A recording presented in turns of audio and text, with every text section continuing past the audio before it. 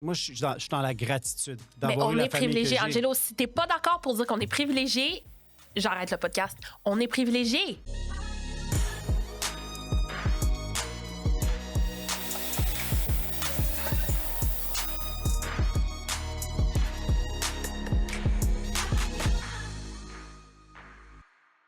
Bienvenue à un autre épisode de Un Espresso avec Angelo. C'est l'épisode ou peut-être un des seuls podcasts au Québec où est-ce qu'on boit des espressos tièdes ou café au lait.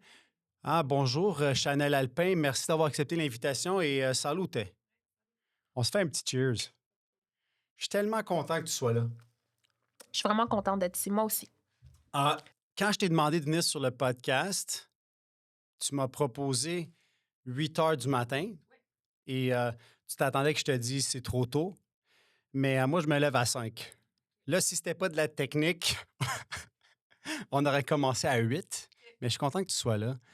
Parce que malgré tous les malgrés, nos parcours se sont quand même entrecroisés à quelques reprises et on a quand même certains points en commun, sans vouloir te vexer, hein, parce que je suis loin d'être un avocat émérite, mais j'ai étudié en droit, j'ai pratiqué un petit peu. Toi, tu viens d'une famille, une entreprise familiale, une entreprise en affaires. Non, une famille en affaires. Donc, Alpin Gauthier, je pense que vous êtes une centaine de On est personnes. maintenant presque 140 dans l'équipe. 140. Mhm. J'ai été à l'école avec Maxime, ton frère, mais là, il y a aussi le point qu'on les deux, on fait du contenu pas mal, ces réseaux sociaux. Puis toi, tu es souvent connu pour l'avocate de TikTok. C'est de quoi que tu es le plus fier, là? D'être Chanel Alpin d'Alpin Gauthier ou l'avocate de TikTok? Ben moi, dans un premier temps, je veux dire que je sais que tu es allé à l'école avec mon frère, mais je trouve que si on regarde une photo de qui tu es maintenant et qui je suis maintenant, on a plus de points en commun que tu aurais avec Maxime, qui est une personne plus comme ça, et nous, on est plus dans les énergies. Mais bref. Est-ce que je suis plus fière? Ben, je pense que c'est la même personne. Puis je me fais souvent demander, est-ce que tes collègues te trouvent loser d'être sur TikTok? Tu sais, moi, je peux pas croire que le monde me demande ça. Tu sais, c'est insinué que c'est loser. Mais je me fais demander ça à peu près à toutes les semaines, là. Comment tes collègues voient ça, que toi, t'es sur TikTok? Tu sais, ils te respectent quand même? Puis la vérité, c'est que TikTok, ça prend quoi? Moi, je suis pas dans la grosse préparation, là. J'ouvre mon téléphone, puis je suis comme un 2-3 gauche, je fais 2-3 reprises. Si je trouve que j'ai comme un cheveu qui marche pas, je vais le tasser, je vais le reprendre. Mais la vérité, c'est que je suis à mon bureau en train de travailler dans des dossiers, en train d'aider mes collègues, en train de gérer le cabinet. Mais Donc... c'est ça, TikTok. C'est du contenu super intuitif, là. Exact. C'est super comme real. C'est ça. Et je pense que je te sens que tu es très authentique sur le contenu que tu fais. Puis, tu sais, sur la plateforme, c'est pas tout le monde qui est aussi authentique et vrai. Je sais qu'il y a eu dans les médias il y a eu des soi-disant pseudo-avocats qui avaient des chaînes. Toi, tu es une vraie avocate. Je vois que des fois, tu fais des lives, mais tu fais face aussi des fois à des commentaires désobligeants du monde. Puis moi, c'est ça que je te disais tantôt. Tu sais, je crée du contenu. Puis j'aime ça. J'aime ça partager, j'aime ça parler des vraies choses. Puis, tu sais, des fois, tu as des commentaires désobligeants. Par exemple, je me suis fait dire ce matin que j'étais une vidange. Ça n'a pas d'allure. C'est ça, c'est incroyable, mais... Sont où les parents de ce monde-là? Je sais pas. Mais je dois dire que si on fait rien dans la vie, il n'y a personne qui va nous critiquer. Fait que dans ce point-là, j'aimerais ça savoir ce que cette personne-là fait dans la vie. Parce que souvent, ils mettent des photos de chats en photo de profil et c'est des faux noms de compte. Fait que, tu sais, moi, ça me donne du fuel. Puis t'es très bon, t'es bon dans ce que tu fais, puis je te dirais que tu oses. Des fois, tu prends une position que je pense que tu sais qui est la tienne, mais qui n'est pas la majorité. Et tu la prends, puis tu l'assumes. Ça va m'arriver moins souvent, moi. Moi, je suis plus dans le contenu. Je vais donner un contenu, puis ça va être comme ça. Puis des fois, je donne mon opinion, puis je réalise que quand on donne notre opinion, on s'expose. Effectivement, moi, je pense pas de même, je pense pas comme ça. Ça m'aide à travailler l'importance relative de l'opinion des autres. J'ai été beaucoup dans l'apparence quand j'étais plus jeune, quand j'étais en construction, de mon estime de moi. OK, qu'est-ce que les autres vont penser, etc. Puis maintenant, je suis comme, regarde. Tu t'en fous. J'essaie. La majorité du temps, je m'en fous. En général, je m'en fous. Ben, moi aussi, je te trouve bonne. Puis est-ce que vous avez vu un impact direct sur des nouveaux dossiers, des nouveaux clients qui sont venus chez Alpin Gauthier? Oui, mais c'est pas le gros de la business qui vient de TikTok, bien évidemment. Par contre, je te dirais RH à 100%. Donc, pour aller chercher des nouveaux employés, des adjointes. Ouais, 100%. Les techniciens juridiques, les avocats même. Ouais. Pas Donc, juste. c'est vraiment du exposure, votre brand, faire connaître. Là, vous avez 3 bureaux, n'est-ce pas? Il y en a 2 à Montréal, un à Laval. Toi, tu travailles à Laval. Écoute, je devrais aller à Montréal aussi. Je devrais aller comme au moins une journée au Vieux-Port, mais je n'y vais pas toujours. Parce que j'ai comme plus de fun à Laval. Malgré que j'aime l'équipe du Vieux-Port, c'est juste c'est loin. Hein, c'est loin. Mais majoritairement à Laval, ouais. Oui, ben je te comprends parce que veux pas, même juste se rendre là-bas pour nous. Moi, j'habite à Laval. Fait que, Ouais. puis il faut que j'y aille souvent. Puis c'est vraiment pas aussi plaisant. Fait que c'est facile, là, on se sent comme plus confortable d'être Dans proche de la d'autres petites maison. affaires, exact. Devant le Mm. carrefour, tu comprends? Fait que là, on a plusieurs points communs. On parlait d'entreprise familiale. Toi, ton père puis ta mère, ils sont associés. C'est eux autres qui ont fondé Alpin Gauthier. Ta mère, c'est Brigitte Gauthier, qui, elle, est spécialiste en droit de la famille. Tes parents ne sont plus ensemble, mais ils sont encore associés. Ils ne sont pas ensemble dans leur vie quotidienne, mais ils sont encore associés dans la business, n'est-ce pas? Oui. Je me Et trompe ça, pas? tu te trompes pas, puis je pense que c'est quelque chose qui est rare au Québec. Je connais une autre famille qui est comme ça, je vais garder confidentiel parce que c'est des clients du bureau, mais le fait d'être capable de focusser sur le bien-être de l'entreprise, mes parents se sont regardés puis se sont dit, moi, je trouve que tu es la meilleure associée que je voudrais avoir, puis toi, tu es encore le meilleur associé.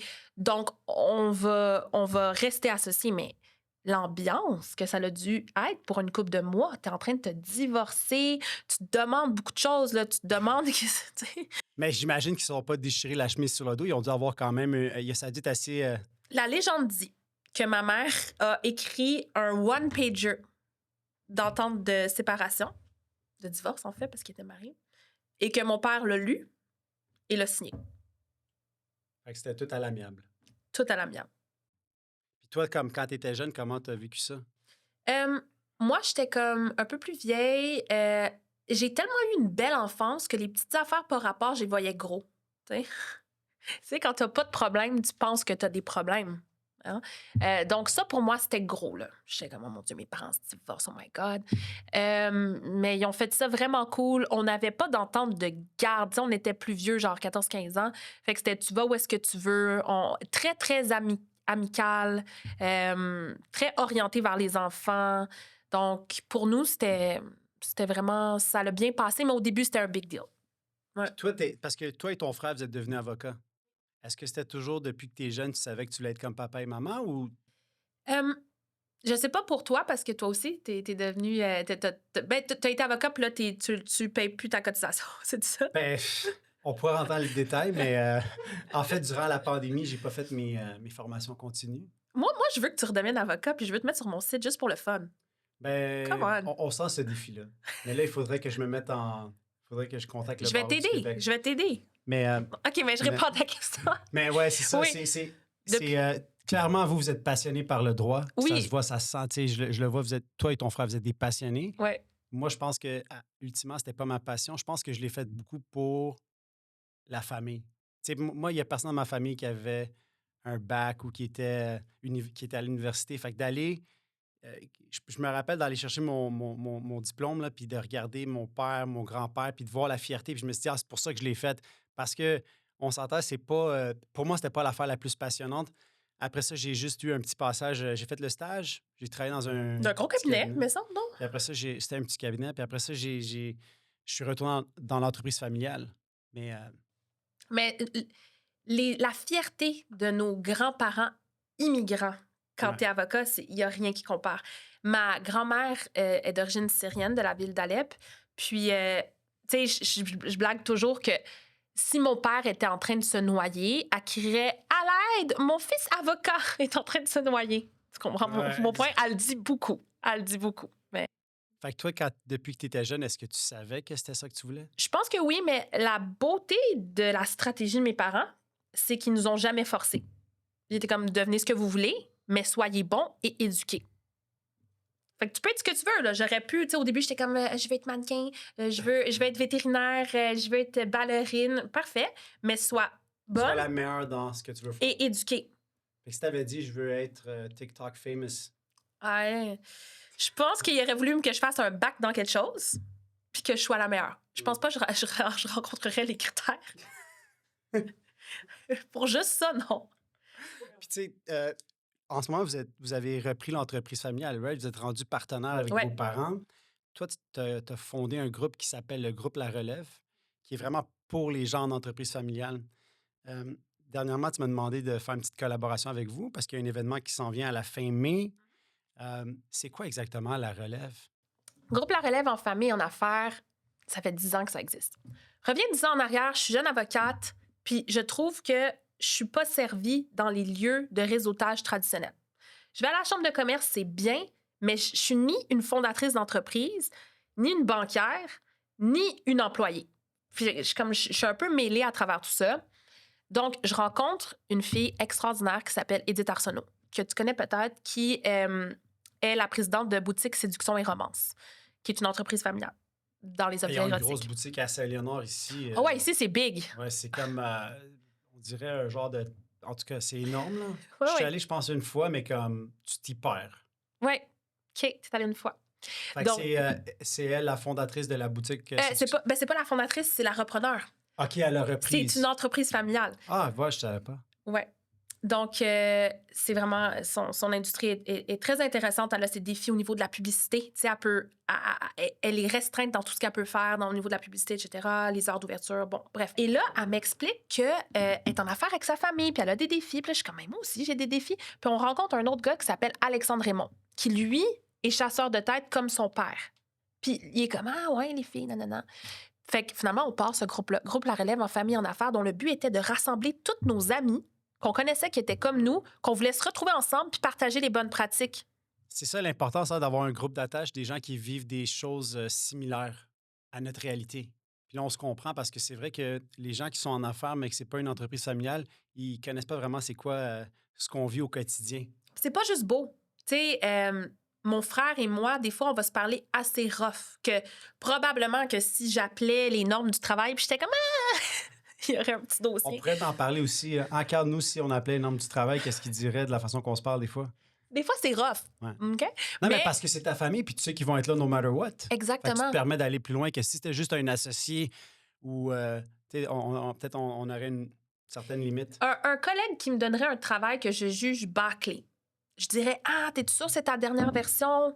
Tu veux-tu? J'aime. Mais il me semble qu'à tel endroit, ça manque un peu de nuance. Mon frère, je suis comme tu fucking guys, c'est quoi qui se passe ici? Viens pas me voir avec ça. Retourne faire du travail de qualité puis viens me voir. Vice-versa. Moi aussi, je fais des Est-ce niaiseries. que tu penses que c'est toi qui es plus exigeante entre les deux? Peut-être que je l'ai été au début, mais maintenant, ça l'a un peu shifté.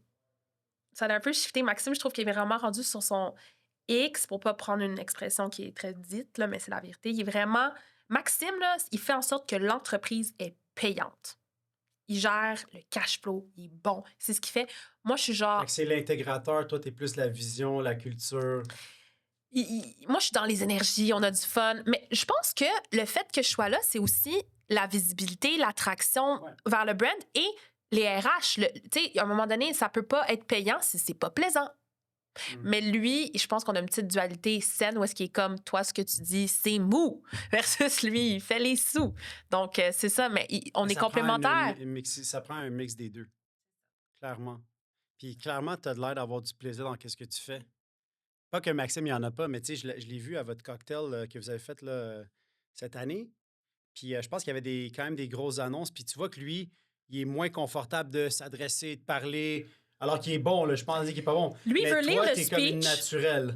Lui, il trouve que je suis décousue. Il est comme, lis ton fucking speech. Versus lui, il lit point 1, point 2, point 3, puis il est comme ça, on n'oublie rien. Il est full cartésien, puis... Ouais, il est comme ça, on n'oublie rien. On livre le message de la façon que ça devait être livré. Mais c'est ça. C'est deux verbes différents, puis je pense que les deux, on est un bon team ensemble. Fait que pour revenir au groupe La Relève, là, aujourd'hui, là, vous avez un gros événement qui s'en vient, mais ça ressemble à quoi? Là? Vous avez combien de membres? C'est quel genre de personnes qui viennent là? Parce que j'ai parlé avec Mélissa, qui est la coordonnatrice. D'ailleurs, Mélissa Robusto, qui est avec HY, House of Youth. Cal, qui est ici aujourd'hui, il était un des associés de House of Youth. Fait que tout le monde se connaît dans ce milieu-là. Puis je connais Steven, son frère. J'ai rencontré même son père. Fait que là, quand elle m'a appelé, après avoir fini la conversation, elle me dit, by the way, je dis, mais pourquoi tu n'as pas commencé avec ça? Parce que cette fille-là, tu veux que je te dise, cette fille-là, c'est aussi une des meilleures amies à Sonia, la femme de mon frère, qui est aussi avocate chez nous. Et cette fille-là, c'est la fille la plus intègre au monde. Ouais. OK? Elle veut pas de passe-droit. Fait que c'est pour ça qu'elle a fait ça. Et comme de fait. En entreprise familiale, on est vraiment familial, pas juste avec notre famille. Nous, on l'a engagé elle, on a engagé son frère, Chris, qui est paralegal. On a aussi fait faire le logo du groupe La Relève par House of Youth, son C'est frère. House of Youth qui ont fait votre Ouais. logo? Wow. Fait que, tu sais, j'ai l'impression que les entreprises familiales, la tienne comme la mienne, quand on aime des gens, on les garde puis on aime leurs frères, leurs sœurs, etc. Ben, moi, c'est ça. House of Youth, c'est eux autres qui ont travaillé beaucoup sur le branding de Rubino depuis très longtemps. Puis après ça, ben, il y a le directeur maintenant de marketing qui était un des associés là-bas. Il est venu avec nous à temps plein. Mais ouais, je connais Steven. Mais Steven, c'est un gars très artistique. Oui. Il fait plus de la musique. Fait que je connaissais pas Melissa. Extraordinaire. Tu vois qu'elle est passionnée par qu'est-ce qu'elle fait. Puis elle m'a dit qu'elle fait les deux. Là, tu sais, elle travaille avec toi dans la relève. Elle s'occupe de House of Youth. Puis là, c'est ça, moi, je vais être à votre événement. Puis là, elle m'a dit, on a eu des grandes familles qui sont venues. Il y a eu les Molson, les Marcoux, les Saputo. Là, je dis, mais comment vous avez fait? Les Germains? Comment on fait? Ben, un peu comme toi, comment tu as fait pour m'avoir sur ton podcast? Je suis bon? Oui, c'est ça. Non, mais on est en mode on appelle. Bonjour. Puis les gens savent même pas on fait quoi. On est un club privé. Groupe La Relève en famille en affaires, on est un club privé, près d'une centaine de membres. On est tous des repreneurs d'entreprises familiales entre 20 et 40 ans. Grosso modo, on a des écarts. Et on veut se rassembler pour faire en sorte que les entreprises familiales passent le flambeau correctement d'une génération à l'autre. On n'a pas les moyens de vous payer pour venir. Venez gratuitement parce que vous auriez voulu que notre groupe existe dans votre temps. Parfait, OK, c'est quand que je viens. On a eu tellement des gros noms qui sont venus nous rencontrer dans des petites salles de conférence de notre bureau de comptable qui nous laissaient gratuitement autour de petits sandwichs puis verres de vin pour nous parler de comment eux, ça s'est passé, reprendre l'entreprise de leur père, les défis qu'ils ont eus. Fait que c'est ça le groupe La Relève, c'est le partage de bonnes pratiques. On fait venir des experts pour bien comprendre. Tu sais, tout le monde est dans la fiducie de leur père. Puis là, je sais que ça fait privilégié de dire ça, là, mais regardez, c'est ça qui se passe. On est tous bénéficiaires d'une fiducie familiale, by the way. Puis quand elle va implode, là, il va y avoir une deuxième fiducie. Mais là, en tout cas, je vous parlerai pas de fiducie. Mais tu vois, comme souvent, c'est minimiser le rôle du repreneur dans notre société. Moi, il y a eu une grosse transaction il y a quelques semaines. On a vendu l'entreprise familiale.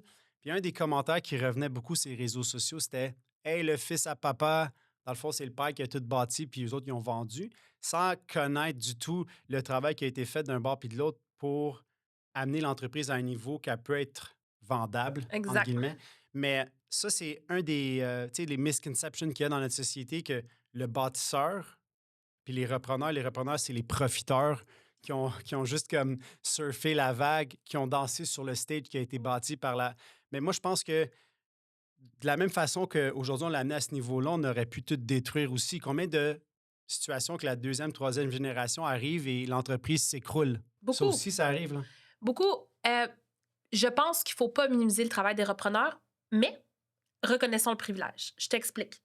Moi, je suis née dans une famille d'avocats. Fait que mes deux parents avaient des sous, puis étaient éduqués et savaient comment m'amener dans le droit chemin. C'est pas comme quelqu'un qui sent que, hey, peut-être je pourrais être avocat, mais dans une famille qui est obligée de travailler à l'âge de 12 ans, qui se fait dire, va pas à l'école, ça sert à rien. Tu sais, c'est pas les mêmes circonstances. Là, ensuite, je m'en vais à l'Université d'Ottawa. Mes parents payent tout pour moi. Ils m'envoient dans les meilleures écoles privées. Tu sais, à un moment donné, je fréquente des gens qui viennent de même famille, qui pensent comme ça, qui valorisent l'éducation. Je suis pas en train de dire que toutes les familles d'écoles privées, c'est les meilleures familles du monde, mais tu vois quand même qu'on valorise l'éducation. Mais t'es dans la gratitude d'avoir eu ça, mais est-ce que c'est vraiment un privilège? Parce que je comprends ce que tu dis, sauf qu'en même temps, des fois, tu sais, qu'est-ce qui est un blessing peut être aussi un curse. C'est qu'on n'a pas choisi non plus. C'est pas comme si toi, tu as dit, moi, je veux naître dans cette famille-là, des avocats avec telle chose. Il faut comprendre aussi que mon père, par exemple, là, il venait d'une petite famille dans la campagne, il n'y avait pas une scène. Lui, il n'avait rien à perdre. Quand il s'est lancé en affaires, il y avait tu sais, cette genre de motivation de comme réussir, de grandir, mais il n'y avait rien à perdre. Versus nous, c'est big shoes to fill. Mais tu comprends, on peut être celui ou celle qui va tout détruire. Fait que, tu sais, moi, je suis d'accord avec être, tu sais, privilège. Moi, je suis dans la gratitude d'avoir eu la famille que j'ai. Mais on est privilégié. Angelo, si t'es pas d'accord pour dire qu'on est privilégié, j'arrête le podcast. On est privilégié.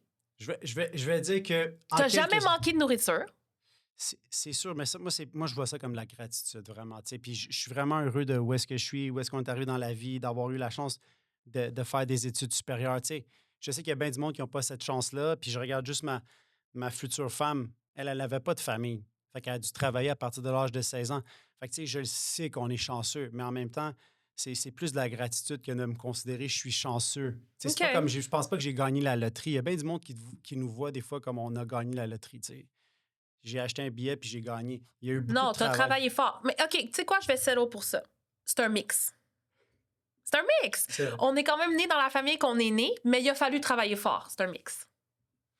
Fait que toi, tu t'exposes beaucoup ces réseaux sociaux. Puis des fois, je regarde tes lives. T'es super bonne, by the way. Allez suivre l'avocate de TikTok, Alpin Gauthier.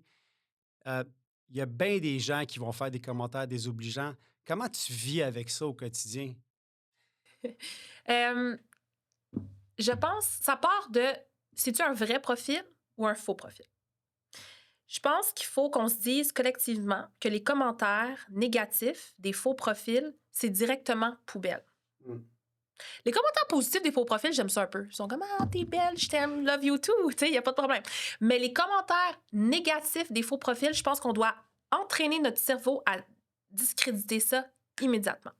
Ensuite, si on est dans un vrai profil qui nous insulte, est-ce qu'il nous insulte sur des choses qu'on peut contrôler ou non? Tu sais, me faire insulter sur mon apparence, je pense que c'est, encore une fois, à discréditer. Parce que je suis pas en train... Est-ce que je promote un OnlyFans? Non.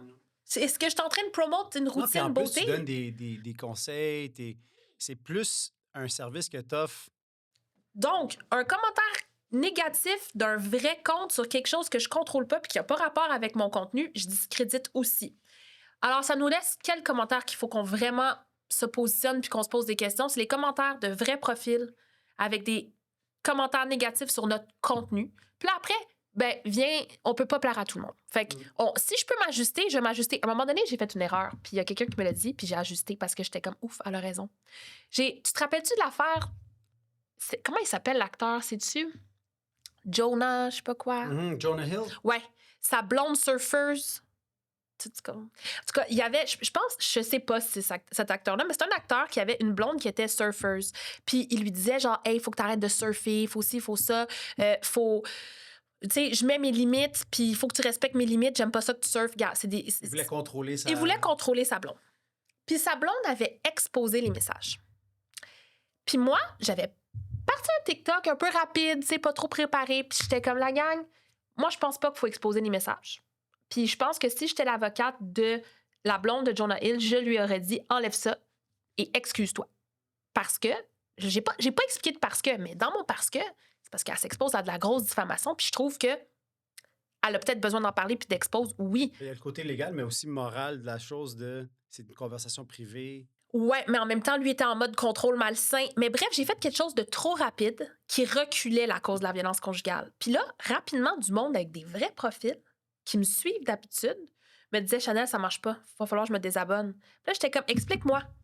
Puis là, il était comme, regarde, il y a plusieurs sortes de violence conjugale. Puis ce que tu fais là, c'est trop rapide, puis ça recule la cause. Là, j'ai shut down mon vidéo. Puis j'ai reparti une vidéo, puis je me suis excusée. J'étais comme la gang.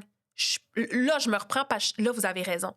Mais c'est la seule fois que j'ai fait ça depuis plusieurs années parce que c'était du vrai monde derrière un vrai profil qui me disait des vraies choses sur mon vrai contenu, tu sais. Non, puis tu sais, quand on fait jamais rien dans la vie, on peut pas faire d'erreur. Fait que c'est correct de faire une erreur, puis bravo si tu l'as admis, tu t'es repris. Hey, nomme-moi une personne qui a jamais fait d'erreur. Fait que tu sais, tout le monde c'est facile de critiquer quand on connaît pas vraiment l'histoire. Moi, je trouve que qu'est-ce que tu fais, c'est extraordinaire parce que tu as vraiment mis ça sur la map. Tu as démocratisé aussi c'est quoi le métier de l'avocat, le métier d'avocat.